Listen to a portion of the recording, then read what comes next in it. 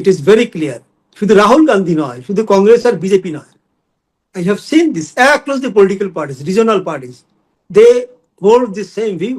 এবং আপনি কি কখনো দেখেছেন আপনি কিংবা আপনি স্মরণে আনতে পারেন যে কখনো রয়ের চিফ প্রকাশ্যে বাংলাদেশ সফর করেছেন? আমি মনে করতে পারি না। আজকে আমাদের সঙ্গে এই মুহূর্তে আলোচনা যুক্ত রয়েছেন সাবেক রাষ্ট্রদূত এবং সাবেক সচিব পররাষ্ট্র মন্ত্রণালয় ডক্টর খলিলুর রহমান। ডক্টর খলিল, আপনাকে স্বাগত জানাচ্ছি আমাদের অনুষ্ঠানে। এবং যে বিষয়ে প্রথমে প্রশ্ন করতে চাই সেটি হচ্ছে যে ভারত সফরের ক্ষেত্রে আমাদের প্রধানমন্ত্রীর ক্ষেত্রে এক ধরনের জটিলতা সৃষ্টি হয়েছে, আমরা সবাই জানি। সে বিষয়ে আসবো যে সেই জটিলতা কেটেছে কিনা। তার আগে আপনার কাছে আমার প্রশ্ন যে ভারত কেন মুখিয়ে আছে আমাদের প্রধানমন্ত্রীর সফরের জন্য সে দেশে? কেন ভারত এতটা ইচ্ছুক, এতটা উদ্গ্রীব হয়ে আছে? সরাসরি আপনার কাছে প্রশ্নটা করলাম। হ্যাঁ, আমি অসরাসরি আপনাকে উত্তর দিচ্ছি, কারণ একটি বড় ঘটনা গতকালকে ঘটেছে।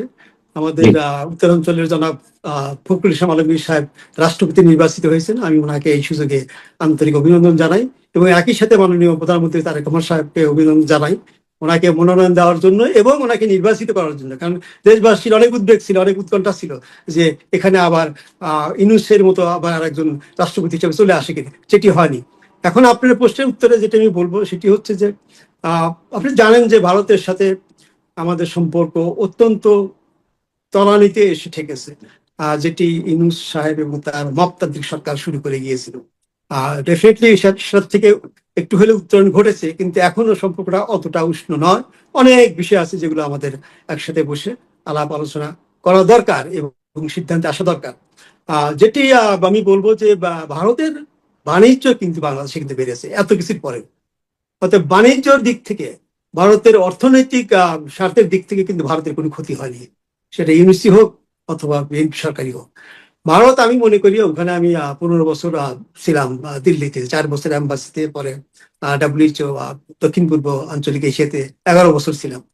ভারতের যেটা মূল কনসার্ন সারা জীবন ছিল, এখনো আছে, ভবিষ্যতে থাকবে, সেটি হলো তাদের সিকিউরিটি কনসার্ন।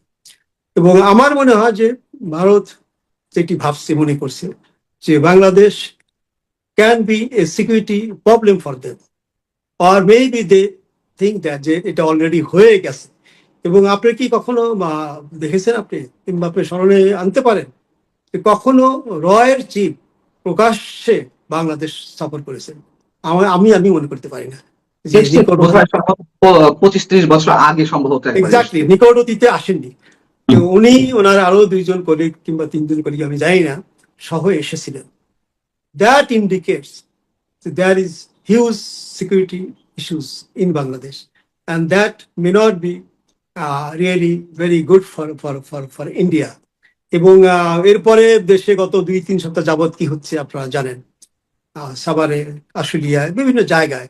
তো I think from security perspectives they wanted to sit with the Prime Minister one to one, এবং এই ইস্যুসগুলো কিভাবে দুই দেশের স্টেবিলিটির জন্য, দুই দেশের মানুষের, দুই দেশের উন্নতির জন্য আমরা একসাথে কাজ করতে পারি। That is perhaps the most important and single most important concern for India, and that's why they wanted our Prime Minister to visit India as soon as possible.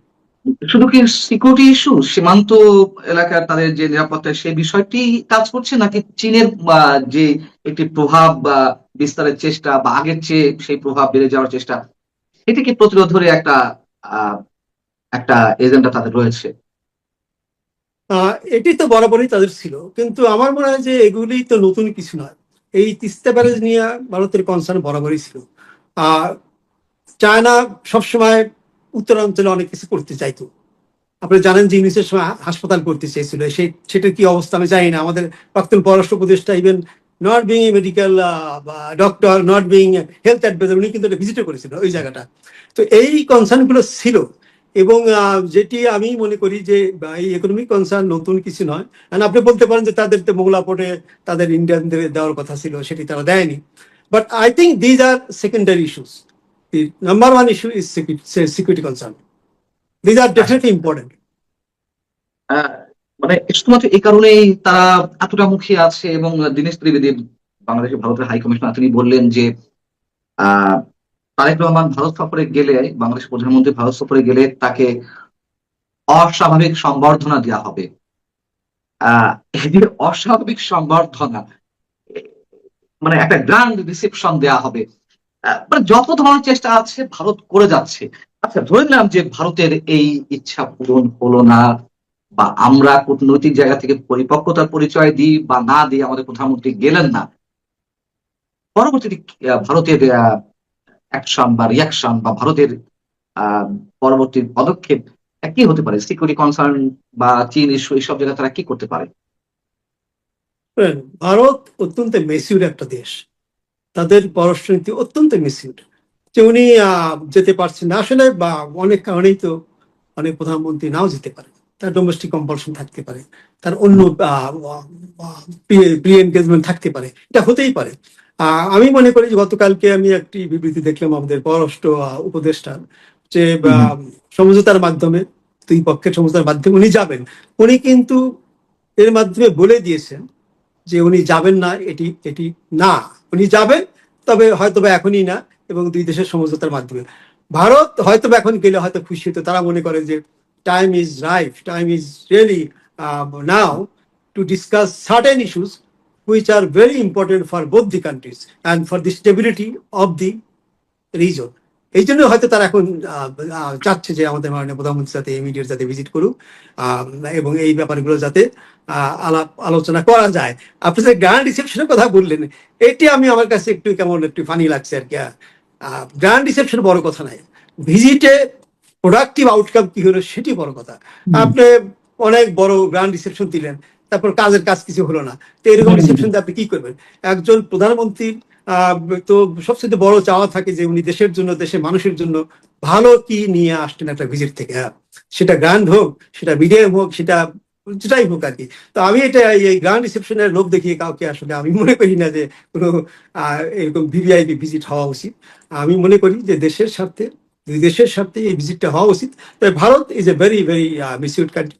তারা হয়তো বা they may not be very happy, but they will never close the door for dialogue. They look forward to another opportunity as soon as possible when our Prime Minister can make the visit to India. এখন domestic compulsion is a very important aspect. এটি আমি মনে করি আমাদের মাননীয় প্রধানমন্ত্রী যখন নতুন মহামান্য রাষ্ট্রপতি দায়িত্ব নেবেন, এবং আশা করি এই ব্যাপারটি ওনাদের নিবিড় ভাবে পর্যালোচনা করে এই ডিসিশনটা ওনারা শীঘ্রই নেবেন যে কবে, কত দ্রুত উনি ভারতে যাবেন। প্রাণ- যদি না যায়, আমি এখনো মনে করি যে উনি যাবেন, এবং as soon as possible, this is my personal expectation. But যদি কোনো কারণে না যাওয়া হয়, India will never open the door for dialogue, and Bangladesh cannot afford যে আমি ইন্ডিয়াতে যাব না। আপনি যাবেন না, আপনি তাহলে ডিজেল কেন যাবেন, আপনি ইলেকট্রিসিটি কেন চাচ্ছেন না? তো আমি মনে করি এই চাওয়াটা অন্যায় কিছু না। আমাদের দরকার তাদের আছে, তারা আমাদের প্রতিবেশী। ভারত এই গত 50 বছর যাবৎ বিভিন্ন দুর্যোগে আমাদের পাশে দাঁড়িয়েছে, বিভিন্ন সময় সবচেয়ে কম খরচে, সবচেয়ে কম সময়ে আমরা ভারত থেকে জিনিসপত্র আমরা এনেছি এবং এখন আনছি, এবং সেটি হওয়া উচিত। অতএব আমি মনে করি যে এই তবে তবে উনি আপনি যাবেন কিন্তু না এই কারণে সম্পর্কের অতটা ক্ষতি হবে বলে আমি মনে করি না। But suddenly there will be strain যে আমাদের এক্সপেকশন অনুযায়ী উনি কোনো কিছু হচ্ছে না কিংবা উনি করছেন না। বাট আমি মনে করি যে উনি যাবেন, যাবেন সেটা। তাহলে সংকটটা কোথায়, জটিলতাটা কোথায়? মানে আপনি বলছেন মন্ত্রীরা যেটি ইন্ডিকেট করছেন, যে সব বিষয়ে ইঙ্গিত দিচ্ছেন, এটি আসলে বাস্তবতা। তাহলে প্রধানমন্ত্রীর ক্ষেত্রে যাওয়ার ক্ষেত্রে সমস্যাটি কোথায়? এবং তারা তিনটি শর্ত দিয়ে দিয়েছে, এটা সবাই জানে, এটি পুরনো আলোচনা। শেখ হাসিনাকে ফিরিয়ে দেওয়া সহ প্রত্যর্পণ চুক্তির আওতায় আরো অন্যান্য বিষয় দুটি রয়েছে। আহ আহ, তাহলে এই ধরনের শর্ত দিয়ে রাখা হচ্ছে কেন? না, শর্ত হয়তো বা এটাও একটা ডোমেস্টিক কম্পালশন, যে বা, এবং আমি বলবো যে ইগো আছে।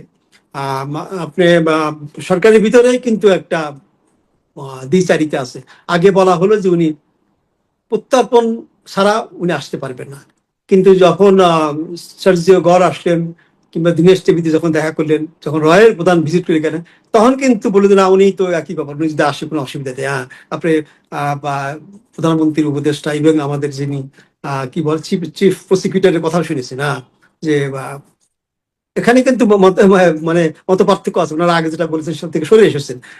আমি যেটি বলতে চাই, দেখেন আমি আহ, সাবেক প্রধানমন্ত্রীর সাথে একসময় প্রোটোকলে দায়িত্ব ছিলাম, প্রোটোকল করেছি দিল্লিতে 1994-এ, ওই প্রথম মেয়র ইলেকশনের পরে।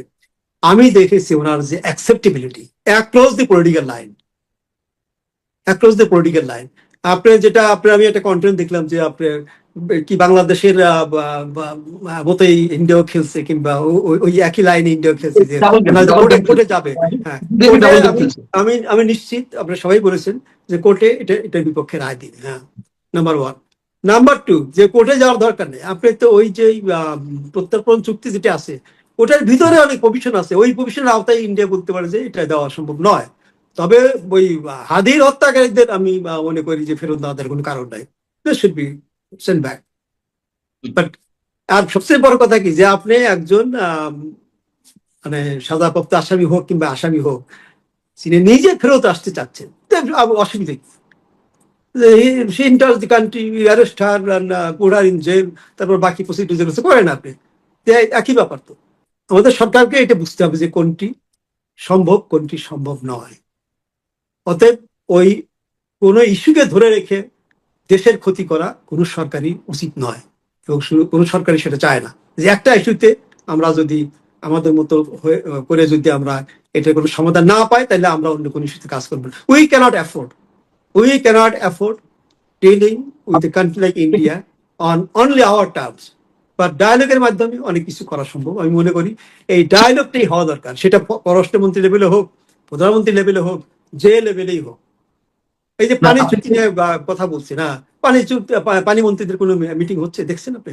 আমি এই বিষয়ে পরে আসছি, আমি একটু এই প্রশ্নটা করে নিই যে আপনি বলছেন যে একটা ইস্যুকে সামনে রেখে দেশের ক্ষতি করা ঠিক নয়, কোনো সরকারের উচিত নয়। তার মানে শেখ হাসিনা ইস্যুতে শর্ত জুড়ে দিয়ে আহ দেশের ক্ষতি হচ্ছে, আপনি এমনটা মনে করছেন?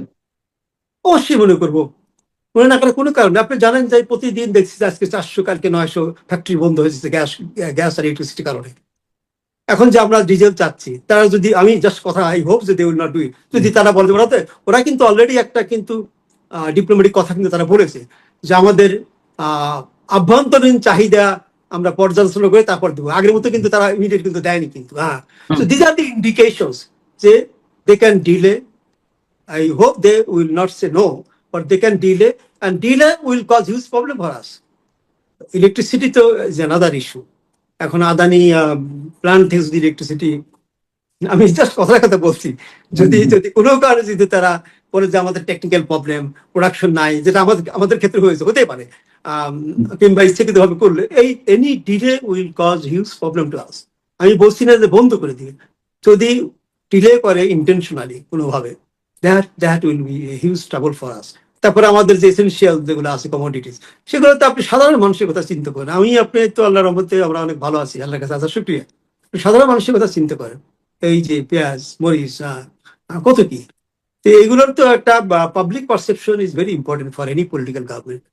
এবং আমার মনে হয় যে একটা শ্রেণী, যেটা আপনি আমাকে বলছেন, আমি বলবো যে একটা গোষ্ঠী অত্যন্ত সুপরিকল্পিতভাবে সরকারকে ডিরেল করার চেষ্টা করছে, সরকারকে উপদেশ দিচ্ছে যে এটা করো, এবং এটার একটাই উদ্দেশ্য যে এটা করলে আমাদের প্রতিবেশীর সাথে সম্পর্ক খারাপ হবে, খারাপ হলে সরকার বিপদে পড়বে, and they will try to come up with another kind of meticulous design. Maybe this time to have their man as president, but you never know what can happen in future. একটু কি clear করে বলা যাবে যে সেই গোষ্ঠী কারা, মানে আপনি কাদেরকে ইঙ্গিত করছেন? এটা ভেরি ক্লিয়ার, আপনি জানেন, সবাই জানে। These are the people who have been aligned with Yunus. মানে আদার দেন বিএনপি, আমি বলবো যে অনেক লেফট পার্টিরও ছিল, এবং যারা আমি এখানে আমাকে বলতে হবে, এবং যে সকল যে civil society organization leaders, they are, আপনি মনে করেন যে তারা চুপচাপ বসে আছে, they are active now, they are going to talk show, they are writing articles, they are giving interviews, and of course I should say, আপনি যদি বলছেন যে তিনি কথা বলবেন, যে গঙ্গা পানি বন্টন চুক্তির উপরে সেমিনারে যে একজন আইন উপদেষ্টাকে তারা সেই সেমিনারে বক্তব্য দেওয়ার জন্য রেখেছে, মন্ত্রী প্রতিমন্ত্রীর পাশে। এটা আনথিঙ্কেবল। দেশে আর এক্সপার্ট নাই। এই দেশের সবচেয়ে বড় পানি বিশেষজ্ঞ হলো প্রফেসর ডক্টর আইনুন নিশাত। আপনি তাকে আর ডেকে দিতে পারেন। হি ওয়াজ ইনভলভড ইন 1996 নেগোসিয়েশন। উনি জানেন যে আমাদের যে কোথায় দুর্বলতা ছিল, আমরা কোথায় আমাদের আরো পাওয়ার ছিল, চাওয়ার ছিল। You consult him, not this person who is a national liar. সে কি করেছে এই দেশের আমি তো মনে করি ইউনিসেফ বেশি ক্ষতি করছে এই লোক। আপনি কি আসিফ নজরুলের কথা বলছেন? এক্স্যাক্টলি। জি, বলুন। হ্যাঁ, কোন প্রসঙ্গে বলছেন তার? আমি বলছি যে কয়দিন আগে এই গঙ্গা চুক্তি নবায়ন নিয়ে একটা সেমিনার হয়েছে, সেখানে মন্ত্রী প্রতিমন্ত্রী ছিলেন, আরো এক্সপার্ট ছিলেন, সেখানে ওনাকে আমি বক্তৃতা দিতে দেখলাম, এবং ওনার বক্তৃতার প্রারম্ভে যে এই চুক্তিতে অনেক প্রবলেম আছে, স্টার্টেড উইথ দিস। তার মানে কি যে আমাদের এই প্রবলেম উঠাবেন, এই চুক্তি আর হবে না। কে সাফার করবে? এই উত্তরাঞ্চলের মানুষ, আমাদের ইরিগেশন, আমাদের এনভায়রনমেন্ট, আমাদের economy. This are the designs, যে তারা কোনো কিছু করতে দিবে না। আমার কথা হলো যে সরকার কেন এদের এদের কাছে চায়? They are conspirators. Time and again we have seen the proof they are conspirator. এই যে $234 বিলিয়ন পাচারের কথা কে বলেছিল বলেন আপনি? কে বলেছিল? He was one of the proponents of 111, যারা এবং যিনি বেগম জিয়া এবং শেখ হাসিনাকে ম্যানেজ করতে চেয়েছিল। সেটা তো অবশ্যই, সেটা আমরা প্রত্যাশা করি যে দেশের জন্য, দেশের মানুষের জন্যই একজন প্রধানমন্ত্রী কাজ করে যাবেন বা সরকার প্রধান যিনি থাকবেন। আপনি এই পররাষ্ট্র উপদেষ্টা হুমায়ুন কবিরের প্রসঙ্গ টানলেন, তার রেফারেন্স দিলেন। তিনি বলেছেন যে জাতিসংঘের নিউ ইয়র্ক সাধারণ পরিষদের অধিবেশনে যোগ দেওয়ার আগে কিংবা পরে আহ, যে কোনো সময় প্রধানমন্ত্রী সফর হতে পারে, তারা কিন্তু একেবারে ডিনাই করছে না। এই যে এই মুহূর্তে এসে পররাষ্ট্র উপদেষ্টার যে মন্তব্য, এটি গণমাধ্যমকে দেওয়ার সাক্ষাৎকারে, আপনি কি মনে করছেন যে সরকার আগের যে একটা কঠোর অবস্থানে ছিল, সেটি অদৃশ্য বা দৃশ্যমান কোন শক্তির চাপে হোক বা যে কারণেই হোক, সেখান থেকে সরকার সরে আসছে, নমনীয় হচ্ছে? আমি ভারত সরকার নমনীয় বলবো না, চাপে বলবো না, আমি বলবো যে this is a very pragmatic statement in the interest of the country and in the interest of the people. আমি তো আগেই বলেছিলাম যে বেশি 2-4 দিন দেরি হতে পারে, 2-4 সপ্তাহ দেরি হতে পারে, দ্যাটস গুড। যে জাতিসংঘ সফরের আগে পরে হোক, ভিজিটটা হবে একটা একটা এই ধরনের একটা বড় ভিজিট হলে এমনিতেই কয়েক সপ্তাহ কিংবা মাঝে মাঝে কয়েক মাস সময় লাগে। আর আমাদের তো অনেক ইম্পর্টেন্ট ইস্যুস আছে, এবার অনেক ইম্পর্টেন্ট ইস্যুস। পানি চুক্তি আছে, আপনি এই যে সাবেক প্রধানমন্ত্রীর প্রত্যার্পণের বিষয় তো হাইলি কমপ্লিকেটেড লিগাল ইস্যুস। আরো অনেক কিছু আছে, আমাদের ব্যবসাতে বাণিজ্য আছে, ট্রান্সশিপমেন্ট, আমাদের যে ফেসিলিটি বন্ধ হয়ে গেছে, ল্যান্ড ট্রান্সপোর্ট, ল্যান্ড বর্ডার যেটা ছিল আমাদের, কি বলা যায়, যে বাণিজ্য, ওদের যে ইন্ডিয়ান বর্ডার, সেগুলো বন্ধ হয়ে গেছে। তো এইগুলো দেয়ার আর মেনি মেনি ইস্যুস। একটি জিনিস আমাদের বুঝতে হবে, ফ্রাঙ্কেনস্টাইন তৈরি করে যারা করে তারাই কিন্তু প্রথম মরে। ফ্রাঙ্কেনস্টাইন অন্যকে পরে আক্রমণ করবে, আগে আক্রমণ করবে আপনাকে, যদি আপনি তাদেরকে বানান। We should be very careful about ourselves in terms of security issues, instead of in terms of regional security, more than India. অতএব আমি মনে করি যে আমাদের স্বার্থেই এই ভিজিটটি ডিলে হওয়া, বেশি ডিলে হওয়া উচিত নয়। September is fine. আমি মনে করি যে পররাষ্ট্র উপদেষ্টা এই ইস্যুসতে বাংলাদেশ কোনো লিভারেজ পাবে না। কার কোন ইস্যুতে? এই যে শেখ হাসিনা ইস্যুতে, যে the way Bangladesh wants, that will never happen. I'm sorry, I'm saying this bluntly. It will never happen. You have to sit with them, how we can come to a meet position or mutually agreed position ওনার ব্যাপারে। আপনার মতো করে এটা হবে না। It is very clear. শুধু রাহুল গান্ধী নয়, শুধু কংগ্রেস আর বিজেপি নয়, I have seen this across the political parties, regional parties. They hold the same view. অতএব এটি হবে না, এটা হবে না। এই ব্যাপারে আপনাদের বসতে হবে, না বসলে হবে না। যে বসার পর আপনি বলেন যে আপনি কি প্রবলেম, তাদের কি problem. And diplomacy is all about reaching the mid point. আপনাকে সাথ দিতে হবে, সবাইকে সাথ দিতে হবে। আপনাকে কিছু পেতে হবে, কিছু হারাইতে হবে, তাদেরকে কিছু পেতে হবে, কিছু হারাতে হবে। এবং এটা একসাথে না বসলে কখনোই হবে না। আমরা তো বসছি না, অ্যাট নো লেভেল। এই বসাটা ইম্পর্টেন্ট। অনেক অনেক ধন্যবাদ ডক্টর খলিলুর রহমান, আমাকে সময় দেওয়ার জন্য। দর্শক, আপনারা যারা শুনছেন, নিশ্চয়ই আপনারা ভালো থাকবেন। আল্লাহ হাফেজ।